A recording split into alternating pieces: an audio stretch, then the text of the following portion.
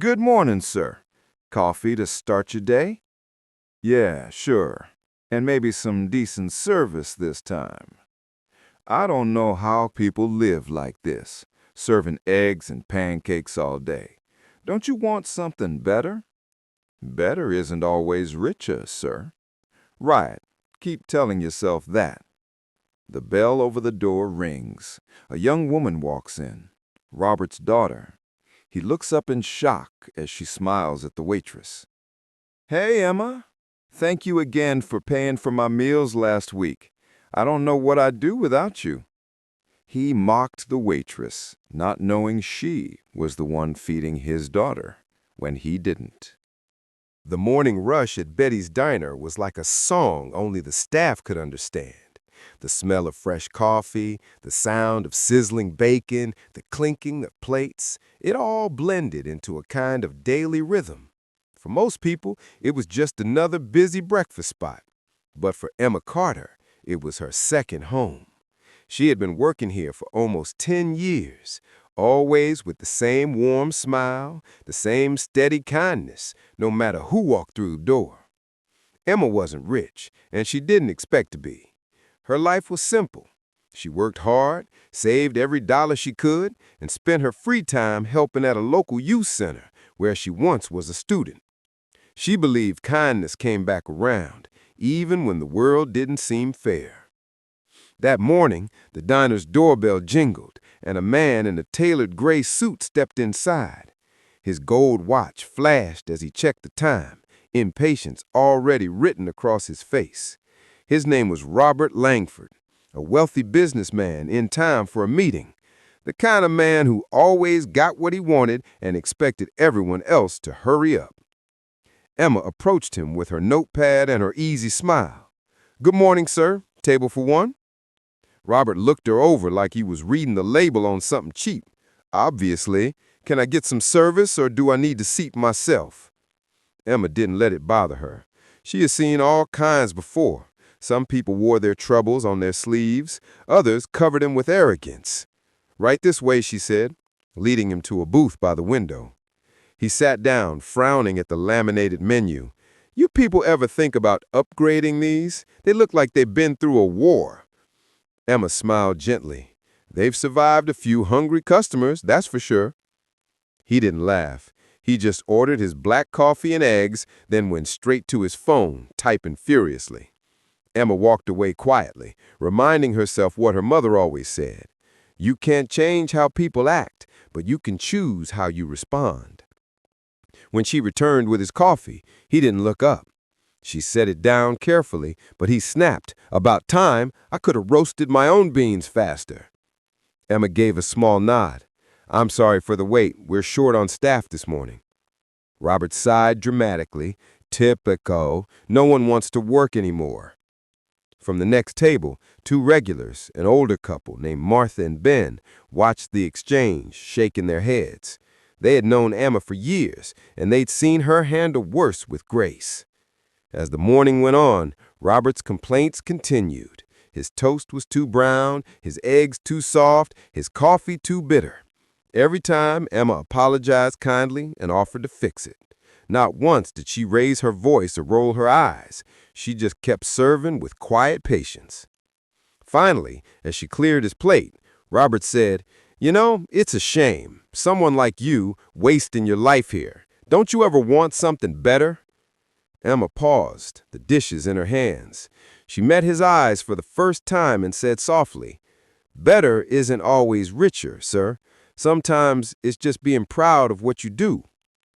Robert scoffed and tossed a few bills on the table, more to end the conversation than to tip her. "You should think about that while you're wiping tables," before he walked out. Emma sighed, but smiled anyway. She had learned long ago not to take other people's bitterness personally. But she didn't know that fate was already writing something strange and beautiful that would soon change both of their lives forever. A week later, the diner was busier than usual. The bell over the door rang every few seconds. Emma moved like a breeze, refilling cups, taking orders, cleaning tables. Her coworkers often joked that she had superpowers. That afternoon, she noticed a young woman sitting alone at a corner booth, reading a textbook and eating a small plate of fries. The girl looked tired, maybe from lack of sleep or stress. Emma recognized the look immediately. She'd seen it on many faces of college students struggling to make ends meet. "Refill?" Emma asked kindly, holding up the coffee pot. The girl looked up and smiled weakly. "Yes, please. It's been a long night." Emma poured her a cup and said, "You studying around here?" "Yeah, I go to Westfield University," the girl said. "Final exams next week. I work 2 jobs, so I kind of live off coffee and fries." Emma chuckled. "I remember those days. You hang in there, sweetheart."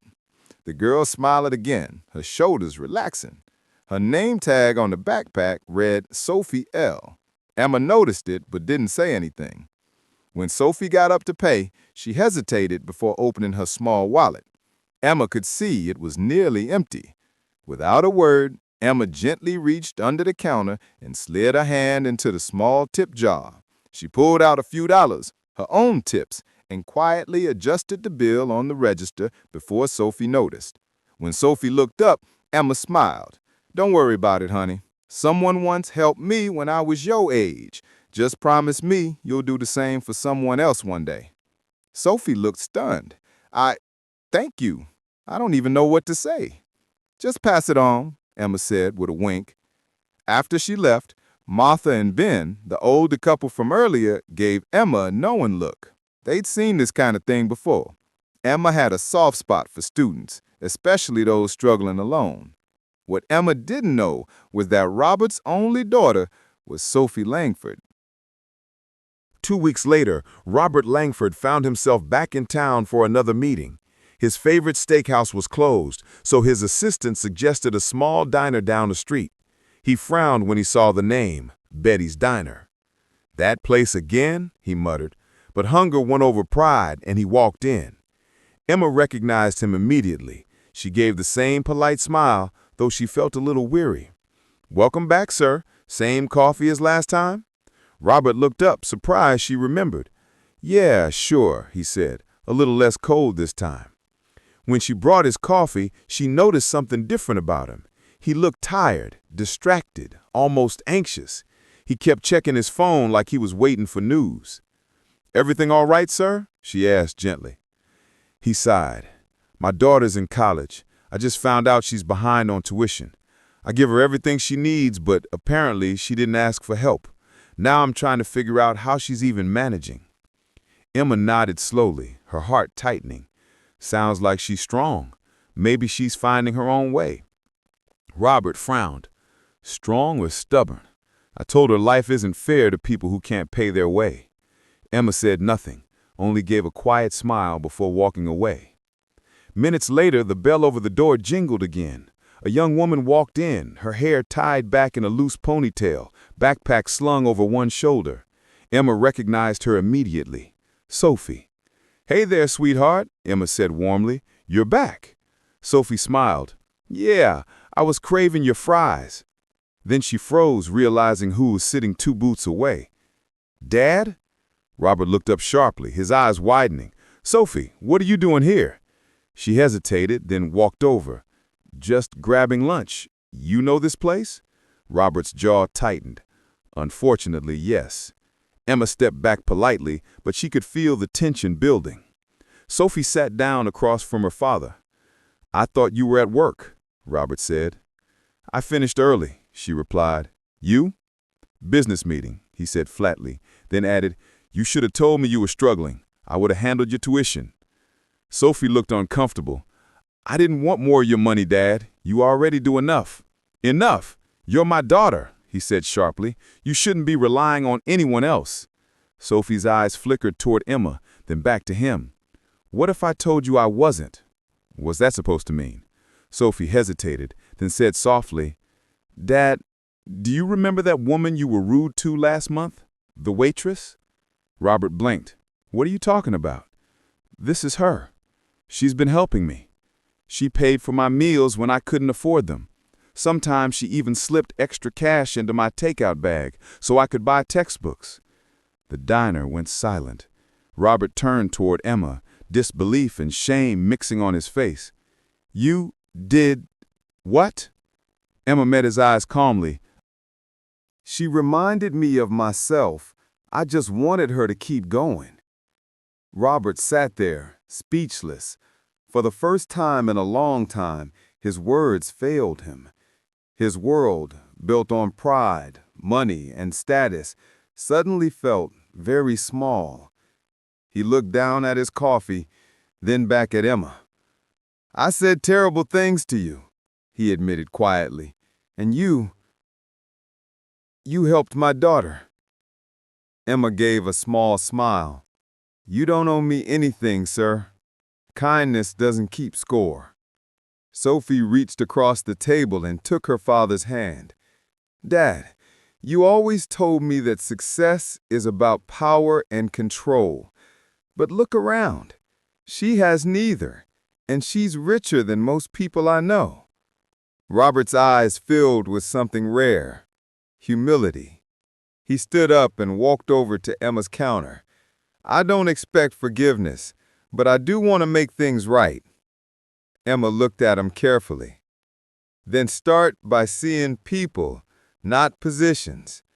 Everyone you pass by has a story, sir, even the ones cleaning your table." He nodded slowly. "You're right." From that day on, Robert changed more than anyone expected. He started small, treating his employees with respect, taking time to listen instead of command. He even began funding a scholarship at Westfield University, naming it after Emma's late mother, the Grace Carter Kindness Award. Emma continued working at the diner, though the walls seemed brighter now. Every so often, Sophie would visit with her father. They'd sit in Emma's section, order her famous fries, and talk like old friends. One afternoon, Robert looked around the diner and said, "You know, I used to think wealth was about what you own. Now I think it's about what you give." Emma smiled. "Then I'd say you're finally getting rich." And for the first time in his life, Robert laughed. Not the cold business laugh of a man who just closed a deal, but the warm, honest laugh of someone who finally understood what mattered. Outside, the sun dipped low over the small town streets, casting golden light through the diner windows. Inside, three people, once strangers divided by class, shared a simple meal that felt more valuable than anything money could buy. Because kindness, once given, always finds its way home.